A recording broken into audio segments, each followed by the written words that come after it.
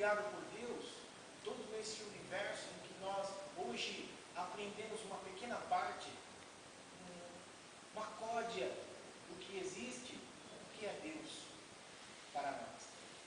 Aí entendemos porque os imortais, no início do livro dos Espíritos, repetem para nós: Deus é a causa primeira de todas as coisas. Quando nós falamos isso, é com muita emoção, porque nós começamos a entender a grandeza que nós somos. E nós não somos seres inferiores da criação, e nós não somos seres pequenos, e nós não somos criaturas que estão aqui para rastejar ou para sofrer, mas para demonstrar e fazer com que essa grandeza de Deus vibre em nós e nós possamos construir o celeiro de trabalho que Deus nos convidou, a grandeza cuja qual nós temos. No Antigo Egito, construíram essas pirâmides que duram até hoje, uma demonstração de inteligência ímpar. Os astecas, todos os nossos continentes povoados por grandes inteligências. O desenvolvimento hoje da tecnologia, nós vemos a cada dia e a cada passo demonstrar para nós a grandeza cuja qual nós temos enquanto seres pensantes. Quando nós dizemos seres pensantes, nós paramos para refletir que esse pensamento não quer dizer que seres pensantes sejam seres fortes. Seres pensantes sejam machões. Seres pensantes sejam pessoas agressivas. Seres pensantes são pessoas lúcidas, despertas. E pessoas despertas são aquelas que não jogam papel na rua, porque sabem que vai entupir e vai causar prejuízo. Pessoas lúcidas não jogam lixo, que sabem lixo na rua, porque sabem que vai gerar problema para outras pessoas. Pessoas lúcidas não jogam latinha de refrigerante pela janela do carro, porque sabem que aquilo vai carregar prejuízo para outros irmãos. Pessoas lúcidas nunca ofendem outras por qualquer coisa. Pessoas lúcidas esclarecem os filhos e as filhas para que elas não entrem ou caiam nas ciladas do alcoolismo, do sexo desvaiado. Pessoas lúcidas conversam, trocam ideias nos seus lares com os seus. Pessoas lúcidas não agridem o outro com a sua inveja. Pessoas lúcidas não invadem o outro com o seu senso. Pessoas lúcidas não fazem do outro aquilo que não querem que seja feito para si. Pessoas lúcidas amam, acima de tudo, aquilo que lhe é concedido por amor a Deus. Pessoas lúcidas sabem que existem pessoas abaixo e acima dela, que ela não detém todo o conhecimento do mundo e ela também não é a pessoa que sabe menos do mundo. Pessoas lúcidas buscam servir pelo prazer de servir, buscam olhar-se pelo prazer de olhar o outro, buscam observar-se não pelo prazer de olhar para o espelho e dizer que você é feio, como você é feio, você não tem cabelo, olha, você precisa fazer um botox, não é? Você precisa fazer um botox, colocar uma substância botulínica, porque você já está ficando com o rosto vincado. Olha como o tempo passou para você e você não percebeu. E fazer esses tipos de observações, você observar que o tempo foi generoso contigo, que o tempo te transformou, o corpo por fora, mas por dentro trouxe uma alma mais nobre, uma pessoa com maior inteligência, com maior acuidade mental, uma pessoa que fala melhor, uma pessoa que já não é mais, desculpem os jovens, ansiosa para realizar as coisas, mas que já reflete mais, que já coloca as coisas de um patamar em que as coisas terão um resultado mais saudável. Já não come a fruta com muita pressa, porque sabe que se comer a fruta com muita pressa pode engasgar, mas come saboreando, observando, sentindo o prazer desses momentos. Isso são pessoas lúcidas. Pessoas lúcidas fazem da religião não um aspecto para demonstrar exteriormente que ele é religioso, mas para demonstrar que ele tem a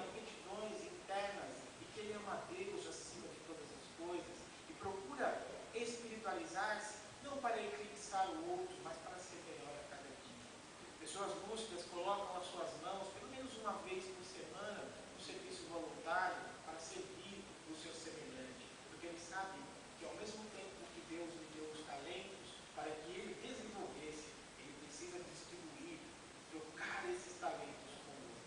Porque de que vale, meus irmãos, você desenvolver o talento que Deus lhe deu e esconder esse talento na terra, sem que outros possam desfrutar do seu conhecimento, da sua alegria, do seu sorriso, da sua boa palavra. Porque muitos se enganam, e nós ouvimos isso no nosso meio, que para servir a Deus, para seguir o Espiritismo, eu preciso ser sábio, eu preciso ter conhecimento, eu preciso estudar muito, e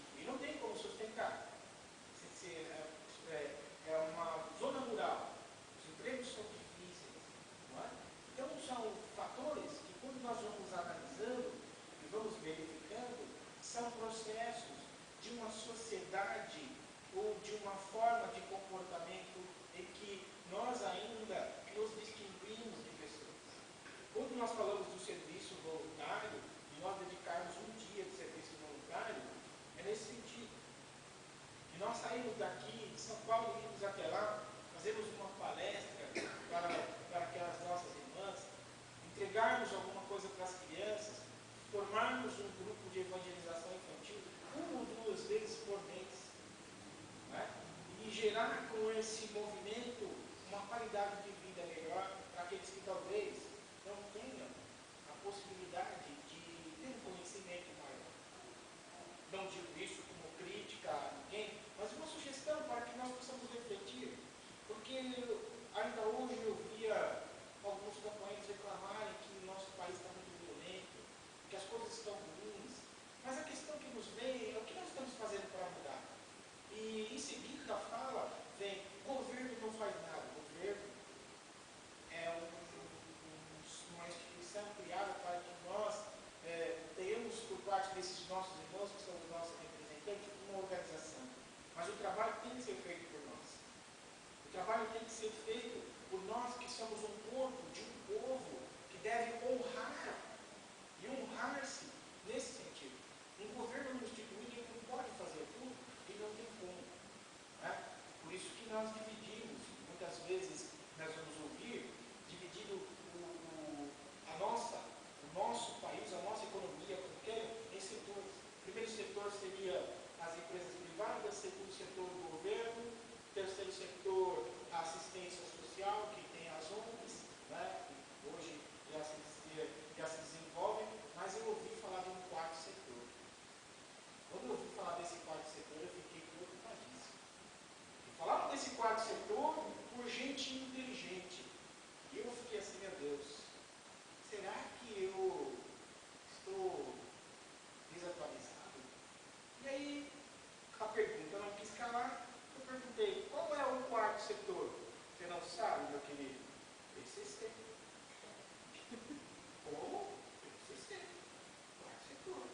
Porque o quarto setor tem tomado diretrizes de governo no nosso meio, permitido coisas, aceitado outras, condenado outras, tribunais. E quando é que nós vamos deixar com que, eu não vou falar de ficha porque vocês vão achar que eu sou do cara velho. Eu vou falar de cartão não, agora eu vou falar de celular e celular a cobrar. Não é? Ele pode me dar mas, veja, isso são consequências de ideias ou de ideologias, de formas de pensar equivocadas, que não surgiram no nosso meio ou que estão sendo permitidas por nós mesmos. E ao longo do tempo em que nós vivemos, Jesus já nos apresentou fórmulas para que nós pudéssemos estar modificando as coisas, estar vivenciando um modo de vida, um modus operandi melhor. Quando João fala, endireitai as vossas veredas, porque atrás de mim vem aquele que batiza com o Espírito Santo, eu reflito nisso. Porque nós precisamos endireitar a nossa forma de enxergar a vida, a nossa forma de pensar, para que nós possamos pensar de forma diferente e atuar de forma diferente efetivamente. Independente de questão ideológica, religiosa, ou questão de conceitos ou preconceitos que nós precisamos matar em nós. Porque a inferioridade do raciocínio, a inferioridade da forma de ser, ressuscitou há poucos dias algo que causa espécie a qualquer ser que tenha um pouco de bom senso.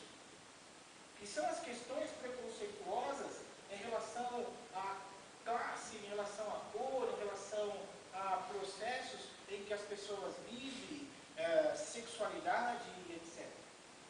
É uma ignorância hoje refletir nisso, esquecendo que nós vivemos numa economia mista, com povos diferentes, que nós somos um povo miscigenado e que nós precisamos conviver um com o outro. Nem vou dizer da condição da negritude, porque, segundo consta, nós somos mais de 50%.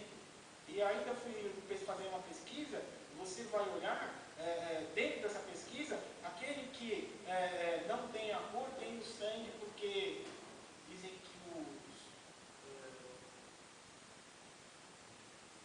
que na formação do Brasil, os senhores de engenho se divertiam fazendo filhos.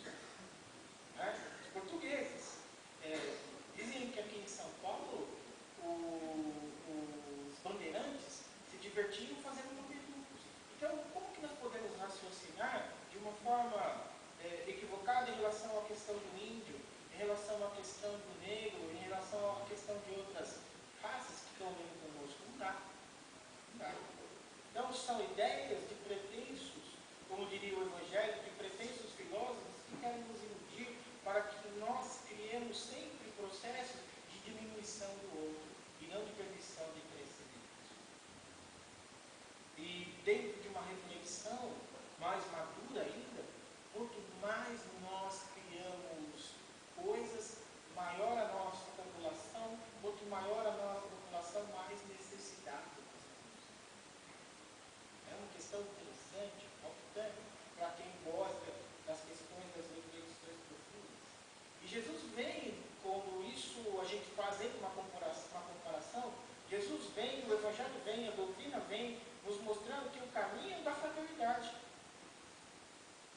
o caminho da fraternidade, do bem puro, de você criar uma instituição ou trabalhar com essa instituição que eu quero dizer, não uma instituição fora, uma instituição dentro, que é aquela questão de você auxiliar aquele que necessita, de você ter a boa palavra, de você ter dentro de você a vivência de um evangelho tranquilo, amoroso, que você desperte, porque Jesus vem, segundo não são palavras minhas, dos imortais, ele vem para despertar. Quando fala do Espírito Santo, ele está falando do Espírito que habita em nós. Nós somos Espírito Santo.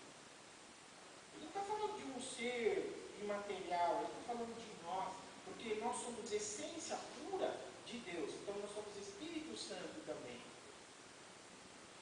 Esse Espírito Santo que habita dentro de nós precisa santificar-se dentro do processo que está esclarecido e vivenciado por Jesus, para que nós possamos colocar para fora o que nós temos de melhor, o que muitas vezes nos encanta, o que nos encanta muitas vezes nos leva às lágrimas, uma bela poesia, uma boa frase, um gesto nobre.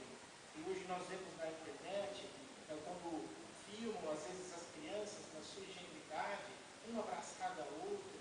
Eu vi uma que ficou gravado na minha retina, na minha mental, e dois bebezinhos que eram gêmeos, e um estava assim, muito ruizinho, adoentado, e separado um do outro, e uma enfermeira, talvez numa inspiração, vamos dizer assim, ou uma intuição do alto, envolvida pela espiritualidade, teve o impulso de colocar um próximo do outro. E quando um sentiu o outro, colocou um bracinho, como se abraçasse, nesse contato, o outro começou a respirar melhor, começou a lutar pela vida. Que coisa maravilhosa. E o que é que paga isso? Dinheiro no mundo paga isso. As ideias que nós temos diante dessa grandiosidade que é vivência, que é Deus, é um amor puro que pode exalar de um para o outro, que pode vir estabelecer a vida. E a fazer uma vida, segundo Jesus, vida e vida em abundância. É isso que nós temos, que nos foi dado por Deus, que deve ser valorizado por nós acima de tudo. Essa qualidade da alma, esse atributo que supera qualquer coisa, que nos mostra um caminho virtuoso.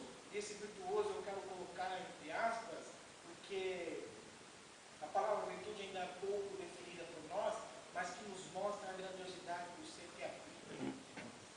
E faz com que a nossa alma se eleve e perceba que Deus, Ele está vivo, contido em nós, no algo que possa aplacar a grandiosidade do Pai. João Batista torna a repetir o seu testemunho. No dia seguinte viu João a Jesus que vinha para ele e disse: Eis o Cordeiro de Deus que tira o pecado do mundo. É este a favor de quem eu disse: após mim veio um varão que tem a primazia, porque já existia antes de mim. Eu mesmo não o conhecia, mas a fim de que ele fosse manifestado a Israel, vim. Por isto, batizando com água. Batismo de Jesus. E João testemunhou dizendo: vi o Espírito descer do céu como pomba e pousar sobre ele. Eu não o conhecia, aquele porém que me enviou a batizar com água, me disse: aquele sobre quem vires descer e pousar o Espírito, esse é o que batiza com o Espírito Santo. Pois eu de fato vi e tenho testificado que ele é o Filho de Deus. No dia seguinte estava João outra vez na companhia de 2 dos seus discípulos, e vendo Jesus passar, disse: eis o Cordeiro de Deus. Os 2 discípulos, ouvindo dizer isto, seguiram a Jesus. E Jesus, voltando-se, vendo que o seguiam, disse-lhes: que buscais? Disseram-lhe: Rabi, que quer dizer mestre, onde assistes? Respondeu-lhes: vinde e vedes. Foram, pois, e viram onde Jesus estava morando. E ficaram com ele aquele dia, sendo mais ou menos a hora 10ª. Era André, o irmão de Simão Pedro, e um dos dois que tinha ouvido o testemunho de João e seguido a Jesus. Ele achou primeiro a seu irmão Simão, a quem disse: achamos o Messias, que quer dizer Cristo. E o levou a Jesus. Olhando Jesus para ele, disse: tu és Simão, o filho de João. Tu serás chamado Cefas, que quer dizer pedra. Aqui é muito interessante, porque quando vê Jesus é batizado, batismo aqui não tem para nós a referência como nós vimos nas tradições, não é? Para que nós não criemos uma ideia ruim. Como nós vimos na tradição, o batismo não está representado aqui nesse sentido de você mergulhar nas águas. Esse modo de fazer, de trazer essa ideia de batismo foi até João. Jesus já não batiza mais fazendo dessa forma. Jesus não batiza. Né? O que Jesus faz é esclarecer. Então, como nós fazemos? Como saber realmente o que quer dizer essa questão do batismo? O que quer dizer essa tradição do batismo que nós temos hoje? Como é que Jesus via isso? E por que Jesus não continuou batizando? Por que Jesus não continuou batizando? Porque a tarefa do Cristo era de nos esclarecer. O batismo que nós recebemos verdadeiramente é o batismo da transformação espiritual que nós vamos fazer. Não é o contato com a água fria que vai despertar o espírito do Edson, a vontade do Edson, a fé do Edson. A água fria vai me tirar o sono.